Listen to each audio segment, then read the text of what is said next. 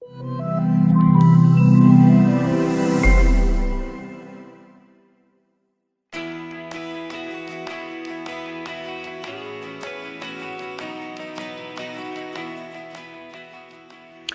is a basic demonstration of Geomagic Essentials and how Geomagic Essentials can extract CAD information and send it over to Solid Edge.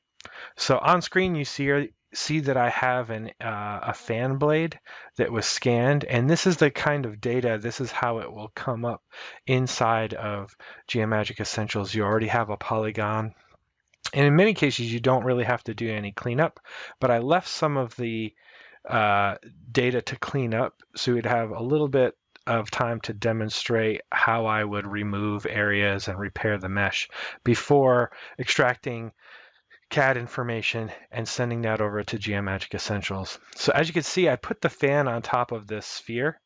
So if I want to remove that bottom area, I can just look at it from the side, and I can grab tools from on the right hand side over here. In this case, the lasso tool. And then I'm going to change it over to select through.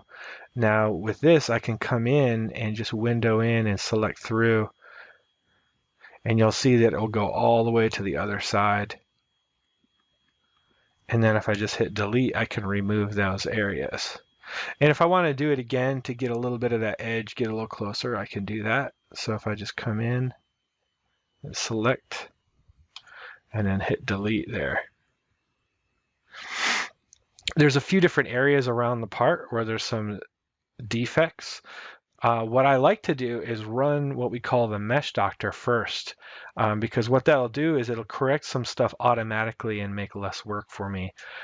These 7 checkboxes here on the left hand side are 7 different categories of problems that we find wrong with meshes that are scanned.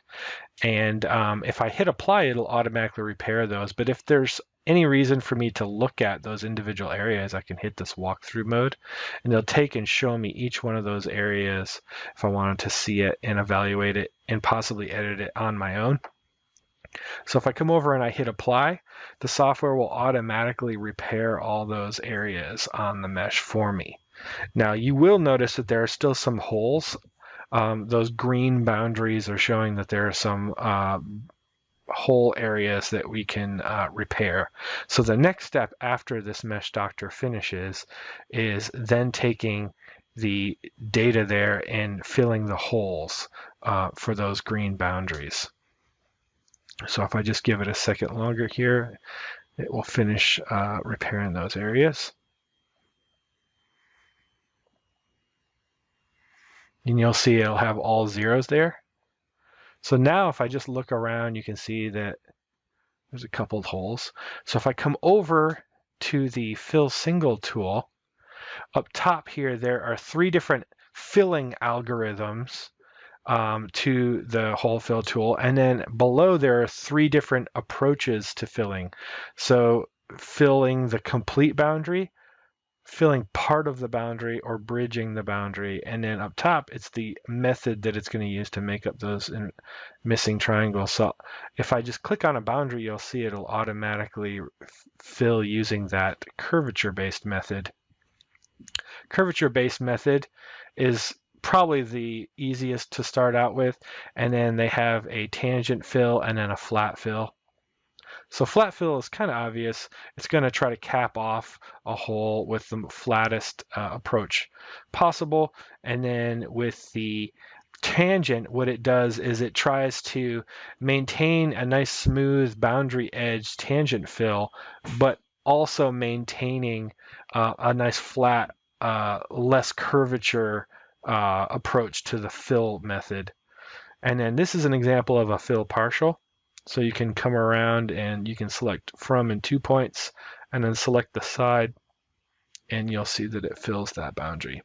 And then on the bottom, if you wanted to mess with these, you can also do some fill partials here. But it's not necessary to fill everything because we're not really going to use all this. I just point out that these tools are here in case you need them.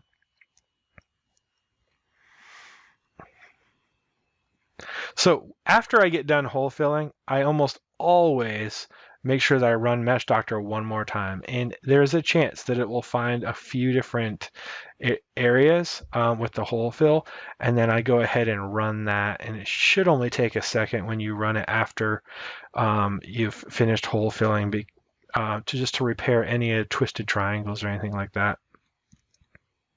So now we have a data set that I want to extract geometry from.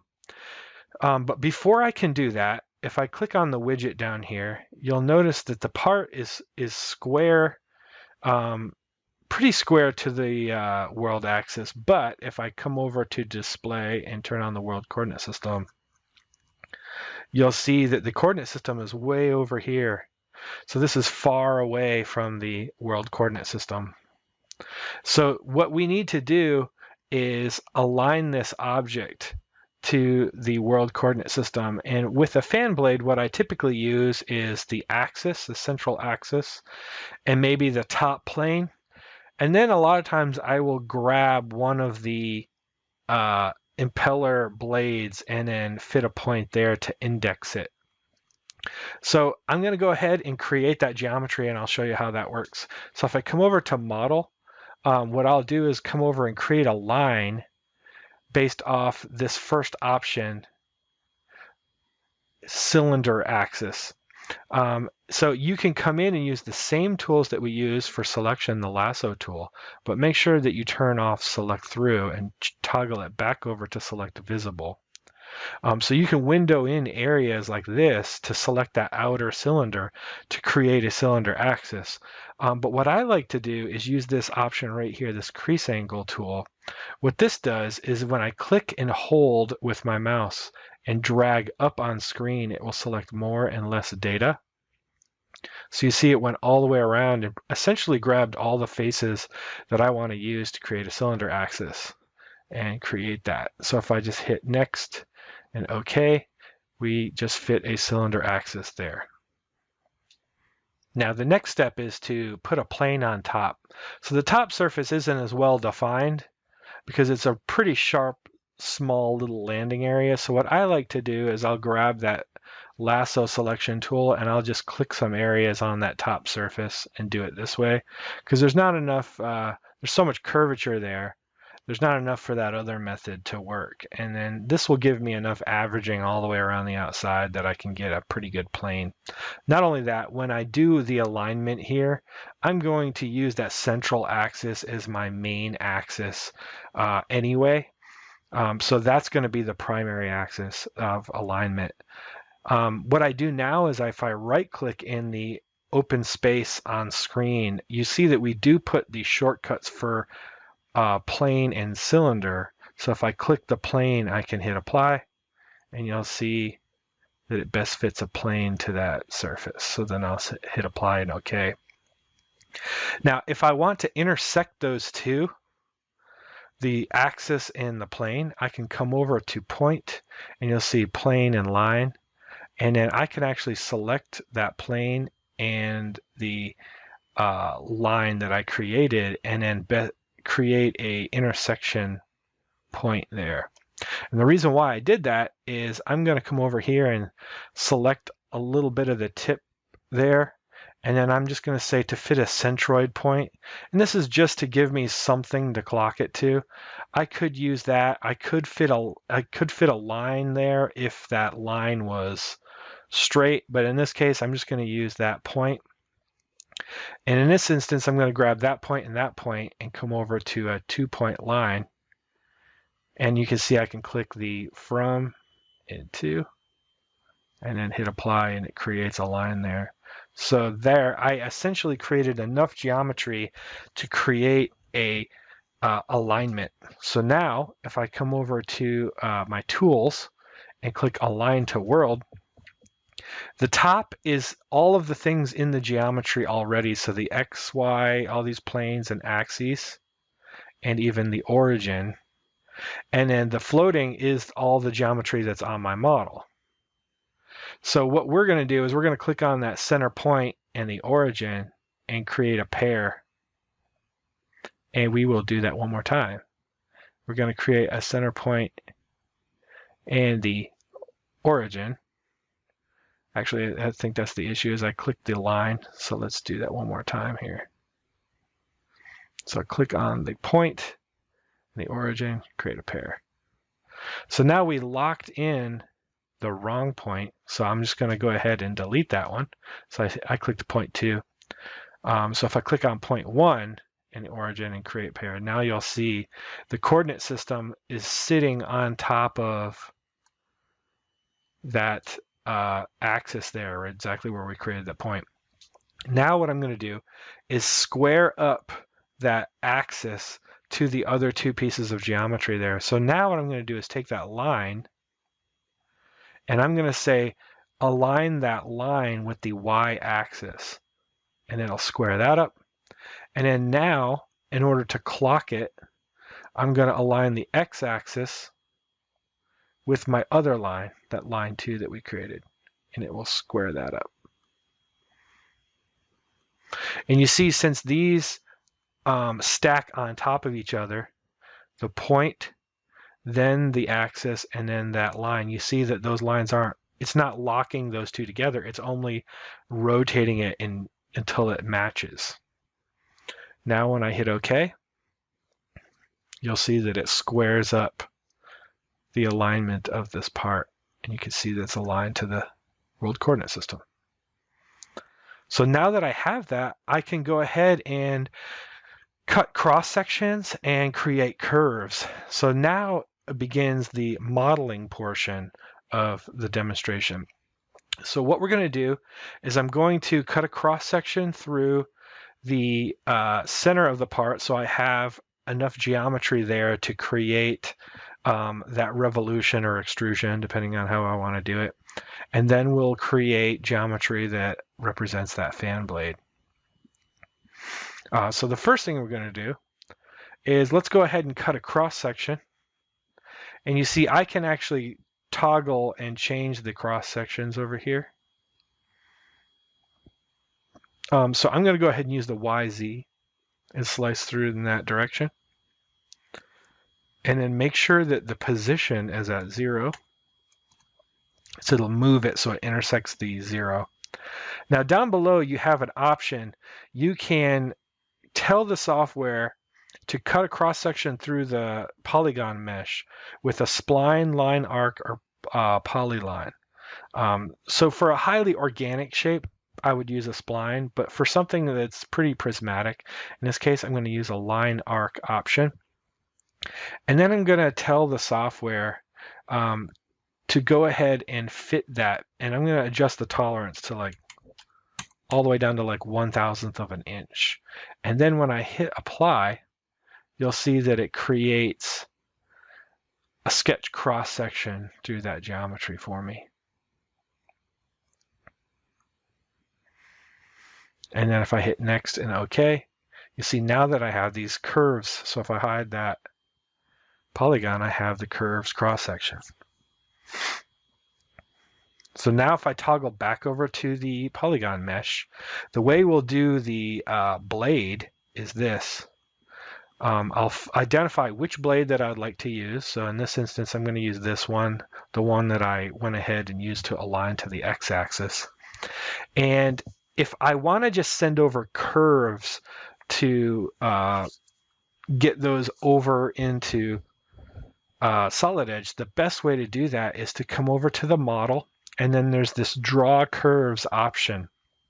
So you saw before I did create cross section through a mesh. Now I'm going to draw curves directly on the mesh.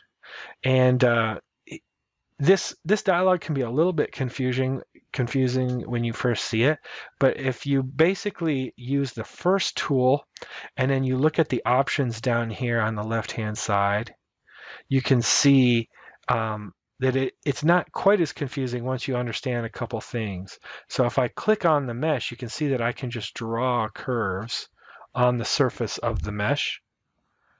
And then once I get to a corner, if I hit escape, it will end that curve. Now, if I need to drag anything around, if I just roll over, I can drag the nodes of the spline If I need to remove any of these nodes, if I hold Control, I can remove them from the spline. And then if I click back on, I can create a new one, but I need to hit Escape again to get out of it, because otherwise it'll start drawing another line. So speaking of that, if I just come over here and start drawing, I can create another spline and then hit Escape. And then again, you can always come back and manipulate the curves and move them around. So a red node is an endpoint that divides up multiple splines. So essentially, if a spline has all orange dots, it's all one spline. And then a red node like that means that's the beginning and end of a spline. So you can see that. And you can actually convert these points to using endpoints, and you see that all the options are down here below. So to try to get more accuracy here, I'll just create some cross sections through the blade.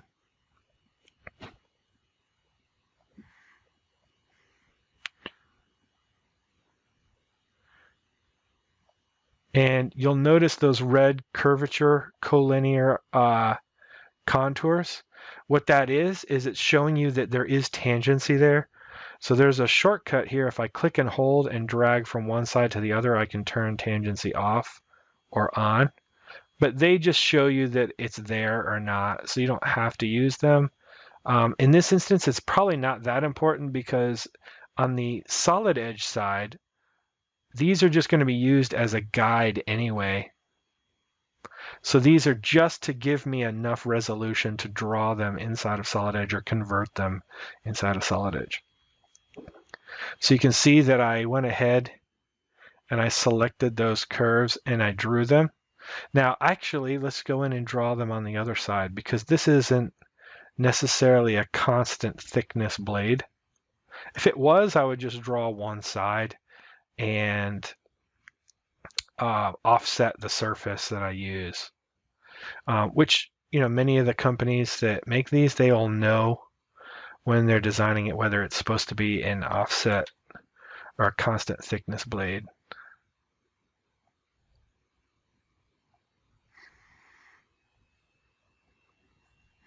So I'll do the same thing, and I'll just come around.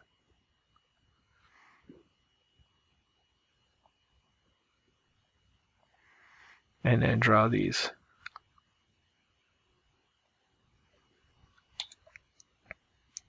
Actually, let's undo that one and end that right there.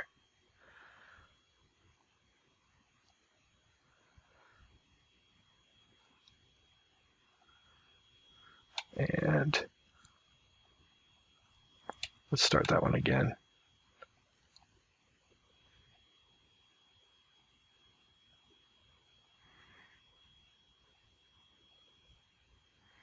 There.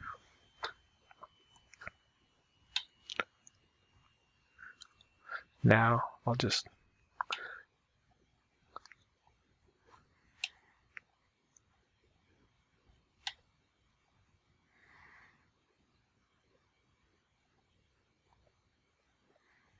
draw these last few.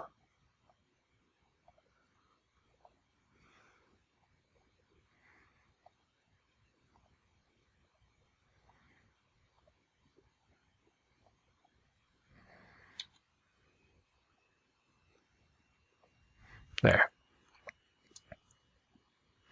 And you can move these.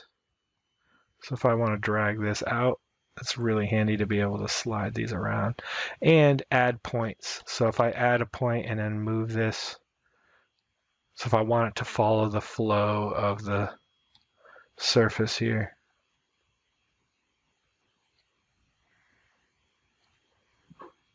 And once I'm done, I have the curves.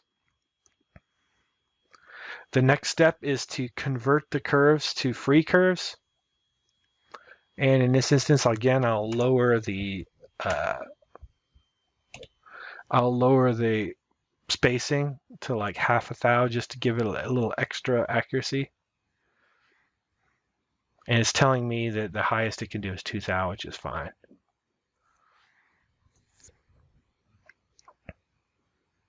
So now, if I hide this, I have curves. So when you use that convert to, it also converts the boundaries of the mesh. So if I don't want that, I can actually just click on it and delete it. The same thing goes here. So if there's holes in the mesh, those will show up in there. So I'm not gonna bother deleting that. It's nice to have that one just as an example to show where it is, but you can see all my curves.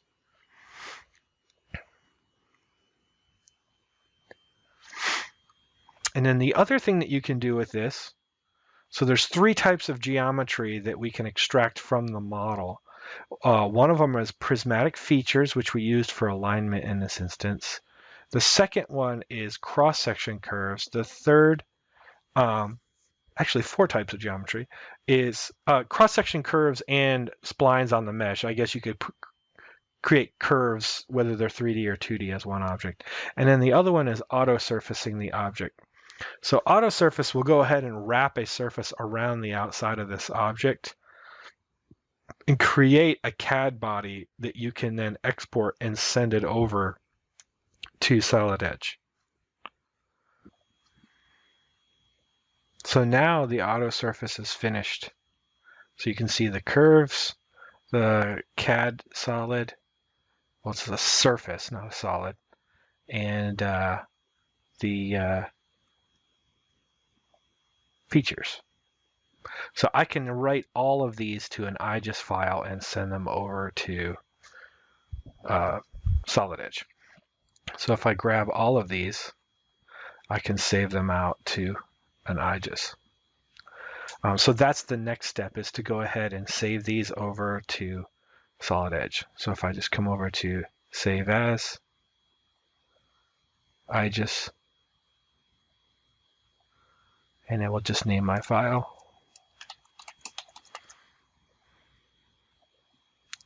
And write those out. It pops up with an export option dialog, so you can actually tell it to not write out the NURB surfaces if you don't want those, or don't want the features or curves. So like you can choose what you want it to write, and then you can actually tell it to write in a single file. So I'll hit save. And now all you have to do is open that geometry inside of Solid Edge and use that to start modeling. So in the next portion of the demo, I'll show a little bit about the Solid Edge modeling and how you can take that geometry. I'm not a Solid Edge expert by any means, but I can definitely show you some of the basics to get that data inside of Solid Edge. So now for this portion, we're going to finish the part inside of Solid Edge. As you can see here on screen, I have the auto-surfaced portion of the model and the curves in the same workspace. So if I turn off the surfaces, I exported the curves from Geomagic Essentials, and then I exported the auto surface. And what I did is I went over to the application and imported each IGES file from Geomagic Essentials and brought them in and saved out the part. Then I came over and I took one part and I copied and pasted it inside of another. That way we have both the curves and the surface inside of the one workspace. So now you can reverse engineer using the Solid Edge tools in whatever fashion you want to. For today, just to keep it simple, I'm not an expert in Solid Edge. So what I'm going to do is I'm going to use the curves to reverse engineer this part, and then I'm going to use the auto surface as a reference to see where I'm at and what I'm modeling. So the first thing I'm going to do is I'm going to go ahead and model the fan blade here. As you see, I have the curves that I brought in from Essentials. In order to do that, I'm going to come over to the surfacing tab, and I'm going to create key point curves over top of the curves that I brought in. So you can see here that what I'm going to do is go ahead and bring and draw over top of nice clean key point curves. So in order to do that, I'll just come over to key point, and then you'll see I'm just going to draw right over this. And I may fast forward this a little bit so you don't have to watch me go over every single one. But I click finish on that first curve.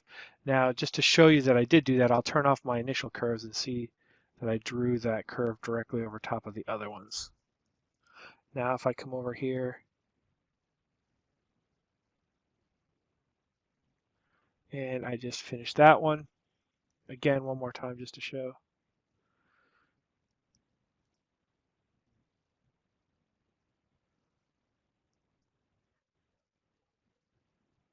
There we go.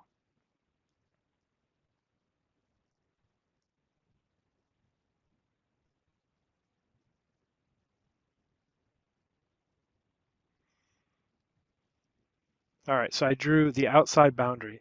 Now, if this was just a straight boundary fit surface, I would leave the inside pieces alone, but it's not. There is a shape to this inside. So I'll go ahead and grab these ribs that go across the middle and draw those.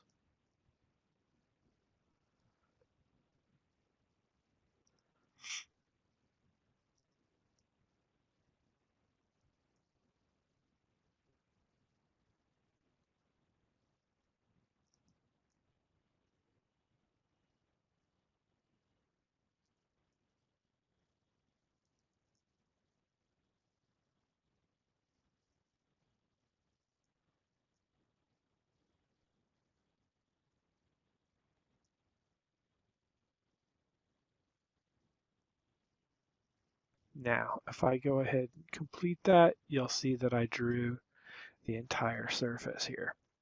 So the top and bottom, again, this is where it's nice to have the surface in the background, are not exactly the same. It's not a consistent thickness surface on this blade. So now I'll go ahead and turn that off. That means I have to model the bottom side as well. But before I do that, we'll go ahead and create a bounded surface. So if I just select the four sides,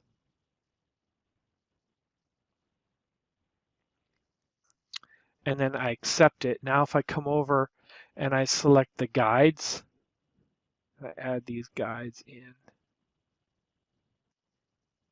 and then hit OK. So now you can see that I created a surface from that top area. Now if I turn on my curves again, or I turn on my surface, you'll see that I need to extend it past, because what I'm going to do is I'm going to extrude a top shape from here. I'm going to use the surface to trim the top and bottom. So what I'm going to do is turn that off, and then I'll hide my curves. Get rid of those. And then if I come over to the surfacing tab again and come over to extend, I can click on these boundaries here.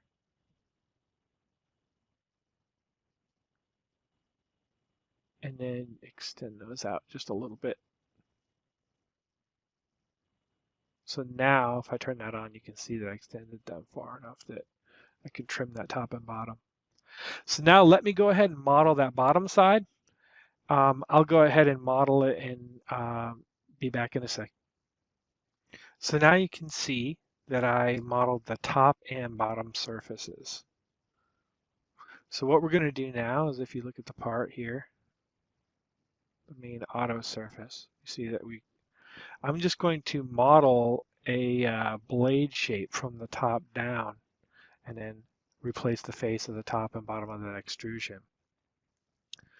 So in order to do that, I'll just go ahead and sketch on this top plane here, because this is already aligned to the world coming from Essentials.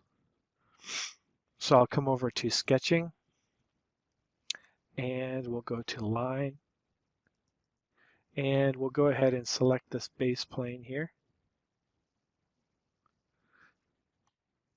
And then I'll just click over to my view here and go to my sketch view. Now I can go ahead and hide those surfaces if I want to, and just model directly over top of the auto surface. So if I come over to sketching and use my line tool and just draw a line out in space, another line out in space here.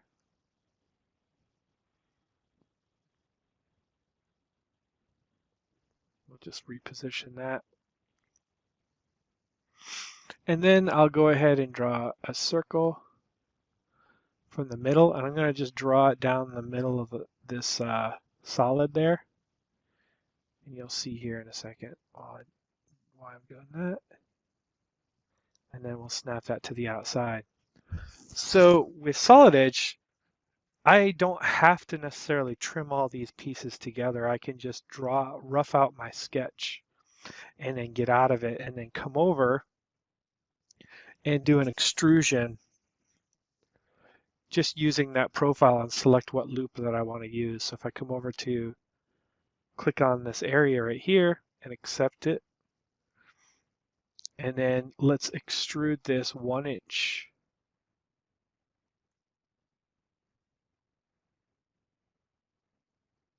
So let's actually edit that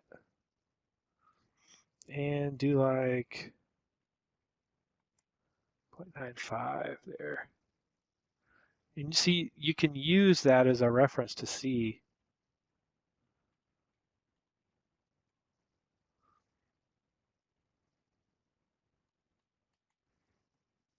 And make decisions reverse engineering how I want to.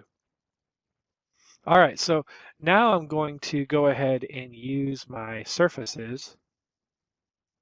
See that top surface and the bottom surface here. So if I come over to surfacing, there's a tool called replace face here. And what you can do is select the face that I want to replace, this guy right here with this one, and you'll see that it will trim that top surface there. And the same thing goes for the bottom. If I select that, accept, and then it will replace that face there. So now you see that I have my blade created.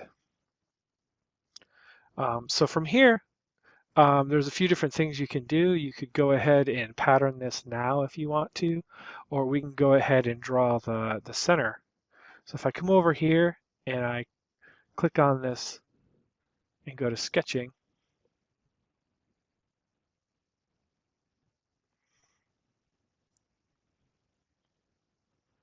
we'll go ahead and select that plane there. And then let's go to view, sketch view again. And this again is where the auto surface comes in handy. So you can come back over and turn that on. And let's create our inner and outer shape. So if I'll just create that, the outer and inner. And again, you can dimension it as you see fit. But you see that I just drew the two shapes. But you can redimension it like I just did earlier, and then come back over to extrude, grab this area here, and then extrude that. Let's do that 0.93. So there we have our shape. So now if I want to go ahead and turn off the curves, show the solid, now I can come over and just pattern the part to create a pattern of this blade around the middle. So in order to do that, I'll just come over to the pattern tool. So if I click on the object that I would like to pattern, the first protrusion, and you can see that I have the option to do a circular pattern over here. So I can select circular pattern.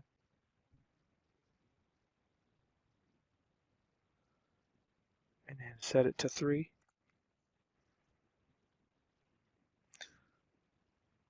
And there I've created my circular pattern.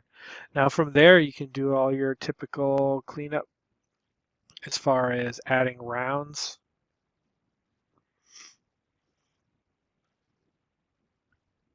And do all your modeling that you would normally do inside of Solid Edge.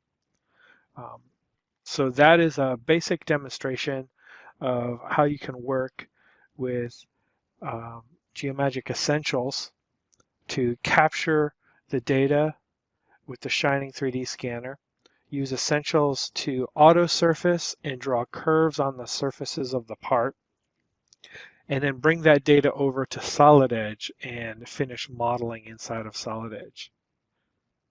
If you have any questions, my name is Greg George from 3D Systems, and we'll be happy to answer your questions. Thank you.